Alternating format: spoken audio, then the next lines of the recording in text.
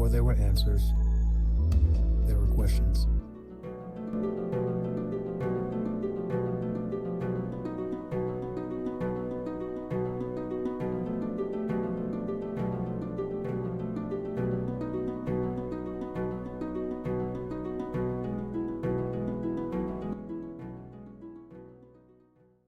Before we begin, I'd like to ask you a question, not about the world, but about yourself.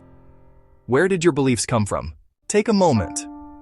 Not what you believe, but where those beliefs began.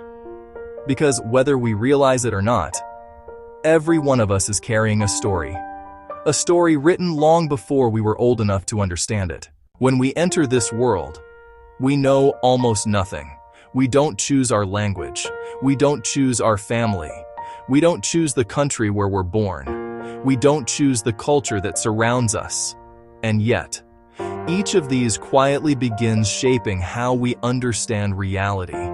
Before we ever ask our first question, the world has already begun answering it for us. Imagine two children, born on the very same day. One grows up in the mountains of Peru, the other in the heart of Tokyo. Each is loved. Each is taught. Each learns what their family believes to be true. Neither child is irrational. Neither child is wrong for trusting the people who raise them. Trust comes before questioning. It has to. Without trust, no child could learn.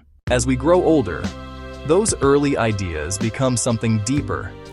They become part of our identity.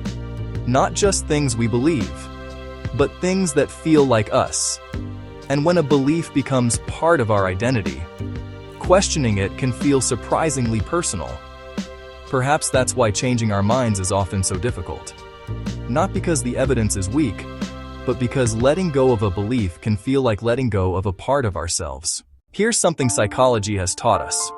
Human beings naturally notice information that supports what we already believe, and we often overlook information that challenges it.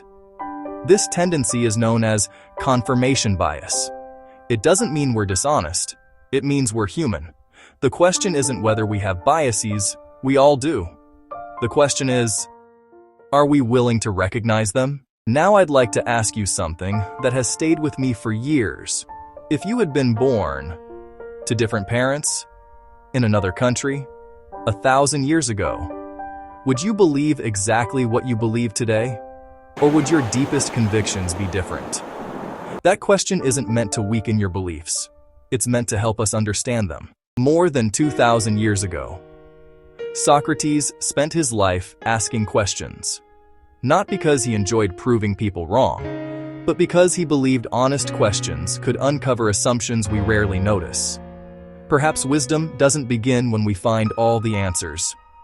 Perhaps it begins when we become willing to examine ourselves. The older I become, the less interested I am in defending everything I think I know, and the more interested I become in understanding why I believe it. I've discovered that changing your mind, when guided by better evidence, is not a failure. It is one of the clearest signs that learning is still taking place. Truth asks very little from us.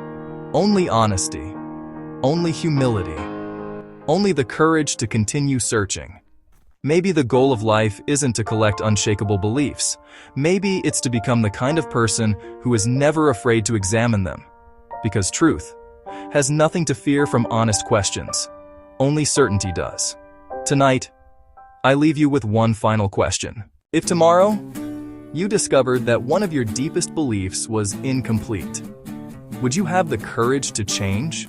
Or would you defend what you've always believed, simply because it was familiar?